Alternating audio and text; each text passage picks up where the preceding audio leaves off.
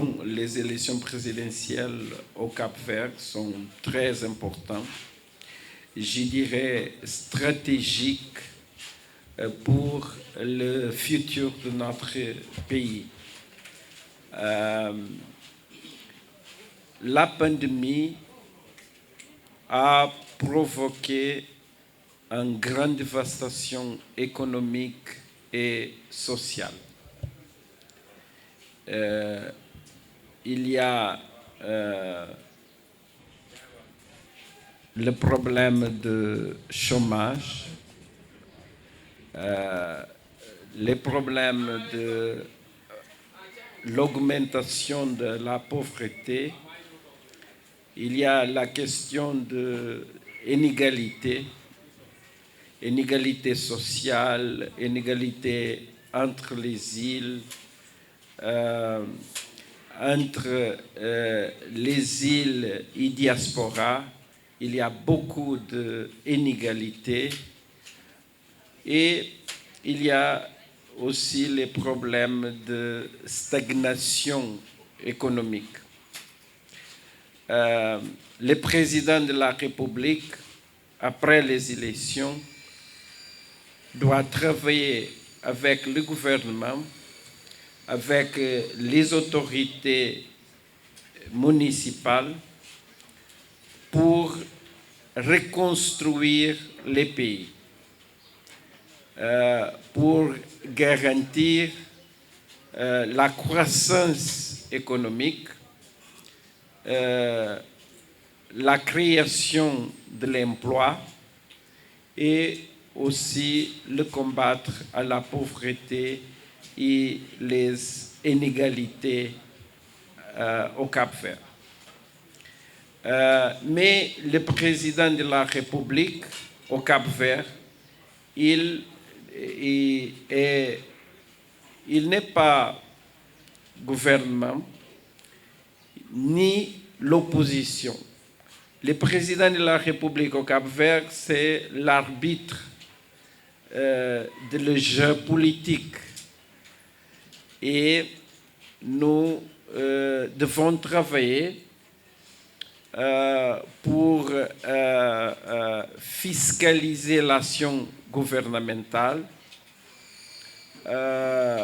pour résoudre les conflits entre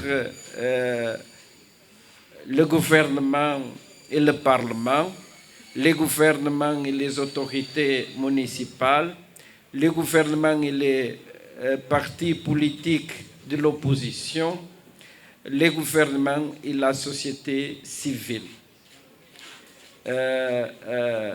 Mais le président de la République doit aussi travailler pour appuyer, pour soutenir le gouvernement, les autorités municipales dans le cadre de la résolution de tous les problèmes de notre pays. Cap-Vert, c'est un petit pays, mais il y a un grand diaspora.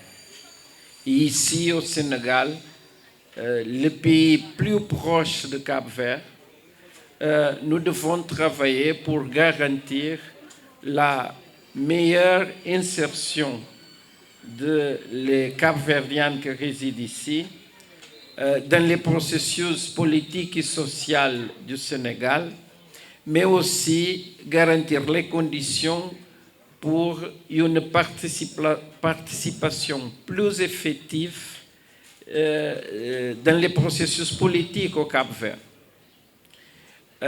Nous devons surtout travailler pour que tous les Cap-Verdiens qui vivent ici peuvent avoir leur documentation, surtout les billets d'identité, mais le passeport, garantir la participation des Cap-Verdiens aux élections, mais aussi la participation des Cap-Verdiens ici dans les processus de développement économique et social au Cap-Vert. Il faut travailler avec la diaspora. La diaspora, ce n'est pas une extension des relations extérieures du pays, des affaires étrangères du pays, mais la diaspora, c'est une dimension de la politique interne de notre pays. En tant que Premier ministre, j'ai créé le ministère de la communauté, autonome de le ministère des Affaires étrangères, pour travailler avec la diaspora, pour développer les politiques publiques nécessaires pour garantir une intégration plus effective de la diaspora dans les pays d'accueil, mais aussi dans les pays de notre pays, les pays d'origine. Mes priorités en tant que président de la République, c'est la reconstruction du pays après la pandémie, garantir l'équilibre et la stabilité politique, sociale et économique au Cap-Vert. Et travailler avec le gouvernement, les partis politiques, les autorités municipales et la société civile pour construire les consensus qui sont nécessaires pour accélérer les rythmes de développement économique et social de notre pays. Ce sont les priorités du président de la République au Cap-Vert. La diaspora au Sénégal est très importante, il est stratégique. Le Sénégal, c'est le pays plus proche du Cap-Vert.